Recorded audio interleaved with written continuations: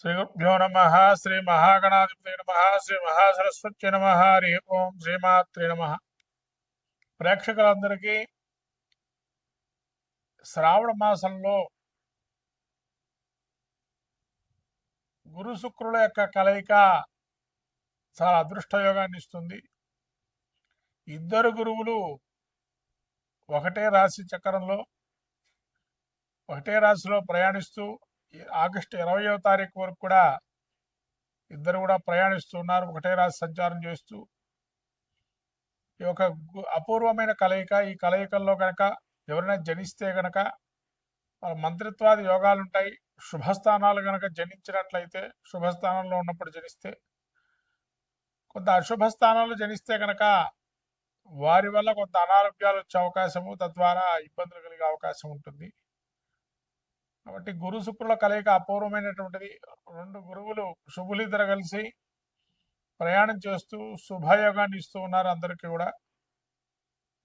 శుక్రుడు యొక్క మిత్రక్షేత్రము గురువుకి శత్రుక్షేత్రమైనా కూడా యోగాన్ని ఇస్తూ ప్రతినిత్యం కూడా ఆ శుక్రుడు యొక్క అనుగ్రహం పరిపూర్ణంగా తదుపరి రాశిలో కూడా సంచారం చేస్తూ శుక్రబుధుల కలయిక దాదాపు శుక్రబుధులు కూడా కొన్ని రోజులు ప్రయాణిస్తూ బుధుడు ఒక్కసారిగా మళ్ళీ కూడా సింహరాశి గతుడై, శుక్రుడు మాత్రం కర్కాటక రాశిలో గతుడై ఉంటున్నాడు. గురు శుక్రుడు అంటే గురువు వచ్చేసి యొక్క మనకు ఆధ్యాత్మిక చింతన భావన దాని గురించి తెలియజేసాడు, జ్ఞానాన్ని, తర్వాత తెలివితేటల్ని, విద్యాభివృద్ధిని, ఉన్నత ఉద్యోగాభివృద్ధిని, సంతానకారకుడు, ఇవన్నీ కూడా గురువు ఇస్తున్నాడు. శుక్రుడు సంతానోత్పత్తికి ప్రధాన కారకుడు.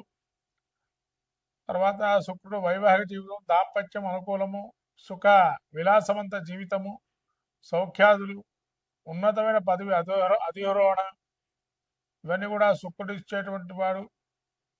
వ్యాధులకు వచ్చేటప్పటికి గురువు లివర్కి సంబంధించిన వ్యాధులు ఇస్తాడు. శుక్రుడు కిడ్నీ తదితరమైనటువంటి జననాంగాలకు సంబంధించిన వ్యాధులు ఇచ్చేటువంటి వారు. ఇటువంటి గురు శుక్రుల యొక్క కలయిక అమోఘమైంది, అదృష్ట యోగాన్ని ఇచ్చేటువంటిది. కాబట్టి గురు శుక్రుల యొక్క కలయిక ఏదైతే ఉందో ద్వాదశ రాశులకు ఏ విధంగా ఉండబోతుంది, ఈ 20 రోజుల్లో ద్వాదశ రాశుల వారి యొక్క పరిస్థితి చూస్తే గురు శుక్రులు ఏ విధంగా వీళ్ళ ఫలితాన్ని ఇస్తున్నారనే విషయం తెలుసుకుందాము. మొదటిగా మేషరాశి వారికి ఏ విధంగా ఉందో తెలుసుకుందాము. కన్యారాశి వారి యొక్క పరిస్థితి ఏ విధంగా ఉంటుంది, గురు శుక్రుల కలయిక చెప్పుకుందాము. కన్యారాశి వారికి గురు శుక్రులు దశమ స్థానంలో ఉన్నారు.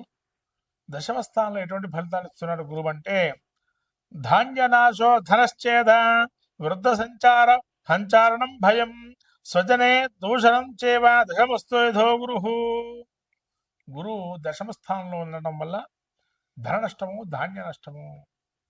ధన నష్టం అంటే ఒక పని కానీ మీరు వెళ్ళినట్టయితే ఆ పని కాకపోవటం తడువు పక్కకు పెడితే ఇంకా ధన నష్టం ఎక్కువగా అయ్యే అవకాశం ఉంటుంది. అట్లాగే ధాన్య నష్టము అంటే, ధాన్య నష్టం ఏ విధంగా జరుగుతుందయ్యా అంటే, మీరు తీసుకొచ్చేటువంటి ధాన్యం ఏదైతుందో పురుగు పట్టడం, వర్షానికి ఏదైనా తడవటం, తద్వారా ఇది కొందరికి మాత్రమే ధాన్య నష్టం జరిగే అవకాశం ఉంటుంది. ముఖ్యంగా రైతులు, మిల్లర్సు, కార్మికులు, తర్వాత ఇండస్ట్రీస్ ఏదైతే ఉన్నాయో మౌలిక సదుపాయాలు సంబంధించేటువంటి వాళ్ళకి కొంత ఇబ్బందికరంగానే గోచరిస్తుంది ధాన్యాలు.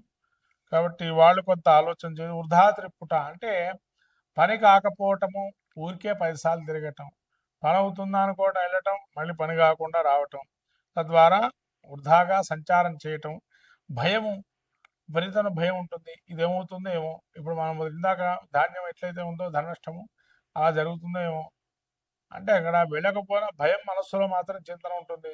రేపు వేళ వెళ్తున్నాము, మన పని అయిపోవాలనుకుంటాం, ఒకవేళ అది ఇంకో విధంగా అయితే ఏమిటి ఫలితం అనే ఇక్కడి నుంచి మనకు అనుమానం అనేది పెనుభూతంగా మారే అవకాశం ఉంటుంది.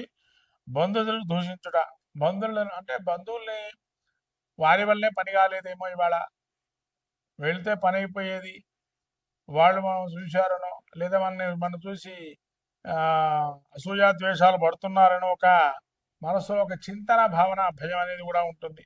అలా కూడా జరగలేదేమో పని అనుకుంటూ ఉంటారు. తర్వాత శుక్రుడు వీరికి దశమ స్థానంలో ఉన్నాడు. శుక్రుడు, మన శుక్రుడు ఎటువంటి ఫలితాన్ని ఇస్తాడయ్యా అంటే, వ్యాకులం చేవ విసచ్చ వర్ధనాశం రిపో భయం శ్రీ సౌఖ్యం హాని మాప్నో దశమస్తే ప్రవోసుతో. విచారము, నిరుత్సాహము. అంటే ఎంత ఎనర్జెటిక్గా ఉంటారంటే శుక్రుడు కనుక బాగుంటే అంత ఆపోజిట్, ఎనర్జీకి ఆపోజిట్ ఏంది నీరసము, లేజినెస్, ఈ పని చేయాల్సి వచ్చింది అని చెప్పి ధననష్టము, శత్రు మూలన భయం, శత్రువులు ఏమన్నా లేని సమయంలో మమ్మల్ని ఉద్ధరణ చేసి మమ్మల్ని ఇబ్బంది పెడతారేమో. అట్లానే స్త్రీ విషయంలో కొంత జాగ్రత్తగా ఉండాలి.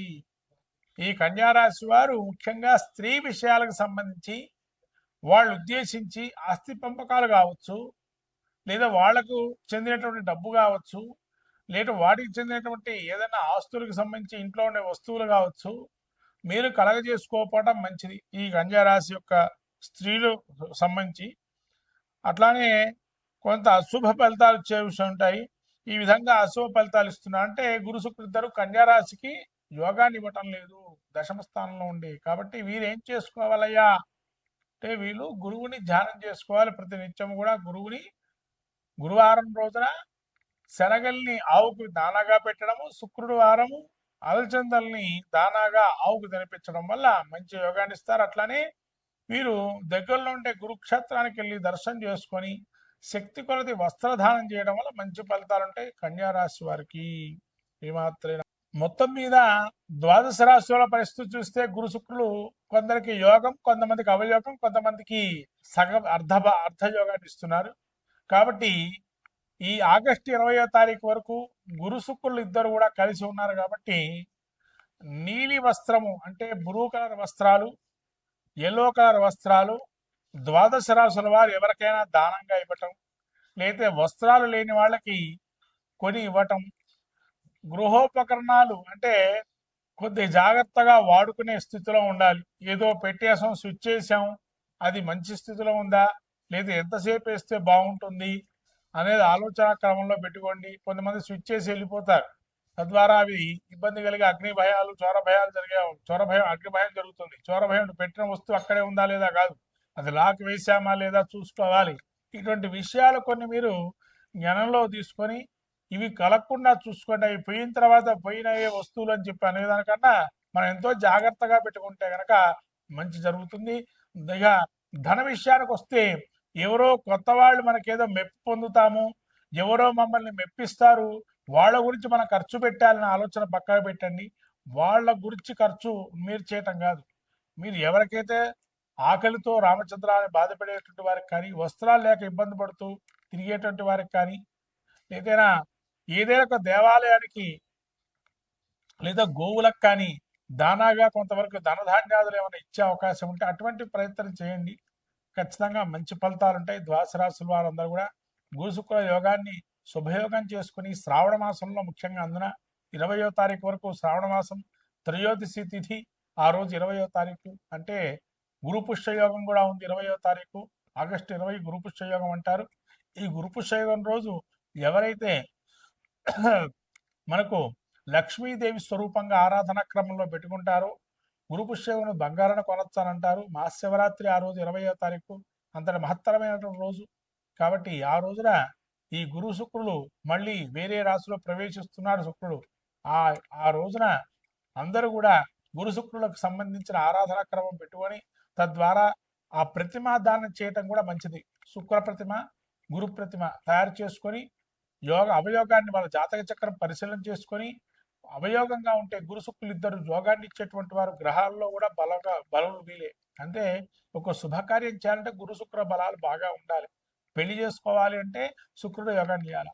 గురువు ఏంటంటే పెళ్లి కావాలన్నా, తర్వాత వివాహంగా మనం మళ్ళీ నూతన గృహప్రవేశాలు చేయాలన్నా, ఏదైనా శుభకార్యం మొదలుపెట్టాలన్నా, వ్యాపార ప్రారంభాలు చేయాలన్నా ఈ ఇద్దరు చాలా ముఖ్యమైన వారు. వీళ్ళు మూఢమిలో ఉంటే కనుక రవితో దగ్గరగా ఉంటే డిగ్రీలలో ఆ ముహూర్తాలు ఉండవు. అదే రవి మౌఢ్యమి, శుక్రమౌఢ్యమి, గురు మౌఢ్యం అంటారు. ఇక్కడ ఇటువంటి మహత్తరమైన శుభులు ఇద్దరు కలిశారు. కాబట్టి ఈ ఇద్దరు కలిసినటువంటి సమయాన్ని మీరు వృధా చేసుకోకుండా ఇద్దరు శుభయోగాన్ని ఇచ్చే ప్రయత్నం చేయండి. మహాలక్ష్మి అష్టకం చదువుకోండి, గురు చరిత్ర పారాయణం చేయండి, లేదా గురు దేవాలయానికి వెళ్ళండి. తద్వారా దాన ధర్మాదులు గోవుకి సంబంధించి ఈ యొక్క దాన ధర్మాలు చేయండి. ఖచ్చితంగా మంచి ఫలితాలు ఉంటాయి. ఈ విధంగా చేసుకుంటే అంతా శుభప్రదంగా ఉంటుంది ద్వాదశ రాశుల వారికి.